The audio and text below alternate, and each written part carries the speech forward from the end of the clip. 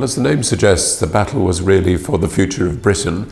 If the Luftwaffe, the German Air Force, had won the Battle of Britain, then Hitler would have been able to invade Britain and would probably have taken over here, and the war would have ended in 1940.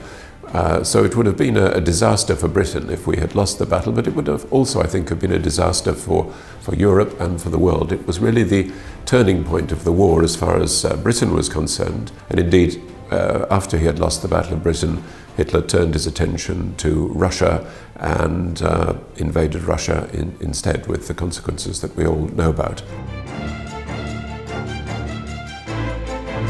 There was a tremendous contribution by members of the Polish Air Force who had been able to get away from Poland and get to Britain at the time of the German invasion.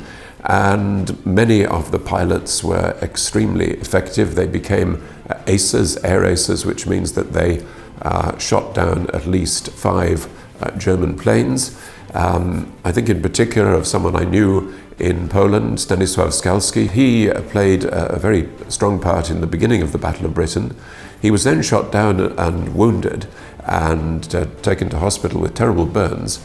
But he was so frustrated at not being part of the battle that after a few weeks he discharged himself from the hospital, still bearing his wounds, still in great pain, and returned to the battle. And that seems to me to be an example of incredible courage in the face of great pain, but also huge determination.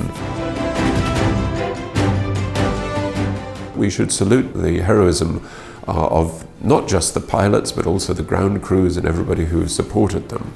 And we should very much regard it as a turning point in the Second World War. And it is the Second World War that has shaped Europe and has shaped the world today. And if the Battle of Britain had gone the other way, we would be living in a very different world.